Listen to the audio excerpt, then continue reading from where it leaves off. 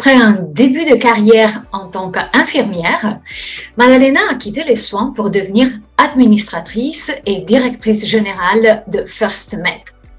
Entrepreneur dans l'âme et souhaitant avoir davantage d'impact social, Maddalena s'est lancée dans l'entrepreneuriat avec différents projets connectant le public et les soins. Maddalena Di Meo, bonjour et merci d'avoir accepté notre invitation. Bonjour Rodika, merci à vous, c'est un vrai privilège d'échanger avec vous. Est-ce que tu pourras me dire qui es-tu en 3 mots? Ou en 3 mots, je dirais une femme atypique, une infirmière devenue entrepreneur par hasard. Peux-tu nous résumer en quelques phrases ton parcours et surtout les ingrédients de ta réussite? Moi, je suis une fille de migrants italiens qui s'est construite à travers une volonté d'avancer dans son avenir. J'ai eu un parcours atypique parce que j'ai toujours été guidée par des valeurs et une vocation. Être soignante, c'était pour moi une évidence depuis toute petite et j'ai concrétisé ce rêve en ayant eu mon diplôme d'infirmière. La vie a fait qu'à un moment donné, mes valeurs n'étaient plus en adéquation avec ce qui se passait dans les soins, donc je n'arrivais plus à me réaliser, à m'épanouir dans les soins auprès des patients, non pas pour le patient, mais par rapport au fait que les soins sont devenus très axés sur l'économicité, sur le business, et ça ne correspondait pas au pourquoi j'avais choisi d'être soignante. Et du coup, j'ai commencé gentiment à me remettre en question et à grandir, c'est-à-dire à trouver des solutions pour pouvoir évoluer. Et j'ai commencé des formations en cours d'emploi lors de cette remise en question. Écoute, tout parcours, bien évidemment, lorsqu'on avance, on rencontre des obstacles, des bémols, des freins. Quels étaient les obstacles les plus saillants dans ton parcours? Moi, je catégorise sur 2 types d'obstacles. Il y a les facteurs intrinsèques qui sont vraiment liés à moi. Par rapport à mes croyances personnelles, j'ai dû m'affranchir du fait que j'étais une fille d'émigrés, j'ai dû m'affranchir de mon milieu, que j'avais le droit d'exister même en tant qu'enfant d'ouvrier dans des domaines tels que l'HEC, l'entrepreneuriat, le business. J'ai dû apprendre à me faire confiance, qu'avoir de l'ambition et avoir une volonté d'avancer n'est pas honteux. Donc j'ai dû faire d'abord face à mes freins intrinsèques, donc tous ces messages qui pouvaient être dénigrants à mon propre rencontre et dévalorisants et qui pouvaient être de vrais freins pour l'évolution. Et puis après, il y a les facteurs ce que j'appelle extrinsèques, donc d'extérieur, qui sont beaucoup la relation, le regard des gens, des freins liés à mon milieu, des freins liés à l'accessibilité financière, et puis l'entourage aussi, qu'on le veuille ou pas, que ce soit dans le côté le facteur intrinsèque ou extrinsèque, c'est les gens qui vous entourent qui peuvent être aussi des freins. Et quand est-ce que tu as réalisé que tu as réussi? Je crois qu'aujourd'hui, même après 11 ans d'entrepreneuriat, je n'ai pas l'ambition de dire que j'ai réussi, même si j'ai pu avoir des étapes dans mon parcours avec des prix divers et variés qui ont été une reconnaissance. Je pense que le jour où tu t'arrêtes en disant j'ai réussi, je pense que tu mets aussi un frein sur ta propre évolution. Moi, je pense avoir réussi certaines étapes. Mais soyons honnêtes, j'ai eu des échecs qui m'ont aussi construite. Ma plus grande réussite, je pense qu'aujourd'hui, c'est d'avoir réussi à m'affranchir, de toutes les croyances que les gens mettaient sur moi, parce que je devais répondre à un idéal que les gens souhaitaient voir, et puis m'affranchir aussi en voulant exister en tant que Maddalena avec ses propres ambitions et ses propres volontés. Là, pour moi, est ma plus grande réussite. Et l'autre réussite pour moi, qui est la réussite entrepreneuriale, n'est pas tant un succès à l'entreprise, mais c'est un succès humain. C'est d'avoir pu l'idée des équipes. Bon, actuellement, on est entre 90 et 100 collaborateurs à First Med qui me suivent, qui ont confiance en moi et qui m'ont donné leur confiance. Et je pense que pour moi, la concrétisation d'un entrepreneur est dans la réussite des équipes. Et tu es aussi une femme passionnée par l'humain, passionnée par les soins en général. Et au-delà, dans ton parcours entrepreneurial, quelle est la passion qui t'a le plus poussé et t'a aidé à surmonter tous les obstacles? C'est les valeurs. Moi, c'est vraiment la valeur humaine. C'est que si j'ai une action, si j'entreprends quelque chose, c'est que j'entreprends pour un bienfait dans la société, un impact sociétal, que ce soit au niveau de la santé, que ce soit au niveau du premier secours, dans les projets tech que j'ai pu mener ou l'idée dans le domaine de la santé premier recours, donc urgence.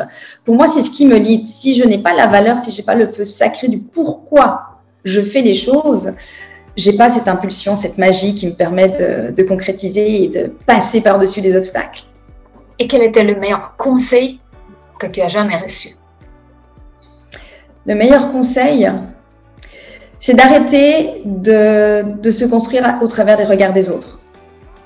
Je ne vais pas pouvoir plaire à tout le monde. Je ne cherche pas d'ailleurs à plaire à tout le monde. Je cherche à être respectée en tant qu'être humain, en tant que femme, en tant que ce que je peux représenter au sein de la société. Et c'est ce qui m'importe le plus, c'est ça. Après, je peux être antipathique ou sympathique. Ça, c'est des affinités. Voilà. Par contre, moi, j'estime que quand on doit juger quelqu'un sur une compétence, on juge quelqu'un sur une compétence. Et on ne le juge pas sur une sympathie ou une antipathie. Et ça, je pense que c'est vraiment un conseil salutaire parce que, à force, si on donne de l'importance aux remarques négatives, on s'autodétruit et ça peut nous abîmer méchamment. Et avec le recul, que ferais-tu différemment aujourd'hui? Si c'était à refaire dans ce parcours entrepreneurial, qu'est-ce que tu ferais différemment? Alors, je suis un peu mitigée. J'ai envie de te dire, il y a des choses que je ne referais pas différemment puisqu'au final, c'est ce qui m'a construite et ce qui m'amène aujourd'hui à incarner la personne que je suis en tant que Madeleine, que ce soit dans ma vie privée, que ce soit dans ma vie publique et entrepreneuriale. Mais il y a peut-être une chose que je ferais différemment, c'est la confiance.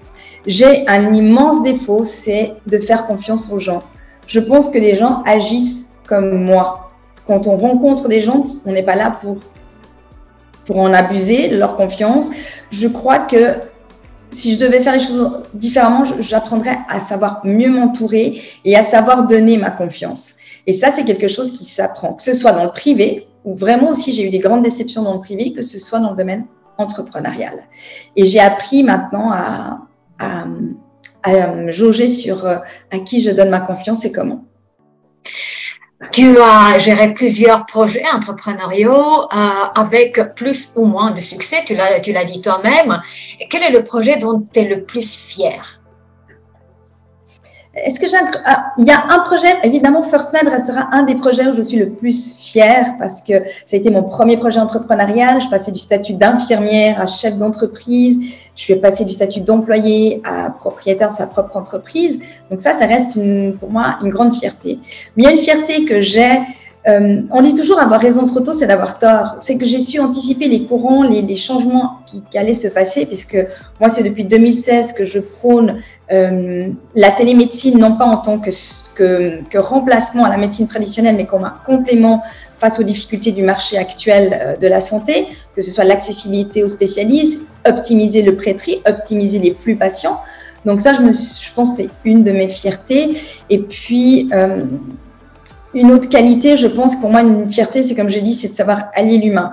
Je pense qu'il y a une chose que je peux garder la tête haute, c'est que j'ai une force qui lead, où j'ai été capable de monter un projet seul, comme un centre médical femme, mère et enfant. J'étais seule à la tête de ce projet. J'ai signé un bail à la veille de la 4e vague Covid en septembre 2020. J'ai fait face à des problèmes d'approvisionnement de matériel, de changement de coûts, de gestion d'équipe, d'annoncement de projet au mauvais timing. Et pourtant, je l'ai quand même fait. Plus ou moins réussi ou pas, voilà. Mais tout du moins, je l'ai fait seule et j'ai avancé. Quel est le message que tu voudrais transmettre aux femmes, entrepreneurs ou pas, qui nous écoutent? Il y a un message que j'aimerais leur transmettre, c'est de se faire confiance. Et d'assumer aussi son ambition. Son ambition, ça peut être à plusieurs niveaux. C'est pas une honte. Être ambitieux, c'est pas un gros mot. Hein. Bizarrement, chez une femme, c'est considéré comme un gros mot. Chez un homme, c'est admiratif. Faut savoir incarner l'ambition. Le seul vrai conseil que je peux donner à une femme, c'est de pouvoir suivre ses valeurs, c'est de se faire confiance, c'est de savoir vraiment à l'intérieur de soi ce qu'on veut. Et une fois qu'on sait ce qu'on veut, c'est d'aller chercher ces ressources permettant d'avancer, que ce soit des compétences. Moi, je n'ai pas été compétente sur tout, j'ai appris, je suis allée chercher de la compétence, un enseignement, aller chercher un réseau aussi et savoir demander de l'aide. Demander de l'aide n'est pas dénigrant. Demander de l'aide, c'est au contraire courageux de le faire. Ça veut dire qu'on veut avancer et qu'on est capable de se dire les autres ont des ressources que je n'ai pas et qui partageraient volontiers avec moi, si c'est le conseil que je peux transmettre. Merci beaucoup, Madalena. Courage, conviction, confiance et bien sûr ambition. Voilà ce que j'en retire de cet entretien. Et merci beaucoup. Merci à toi, Rodika.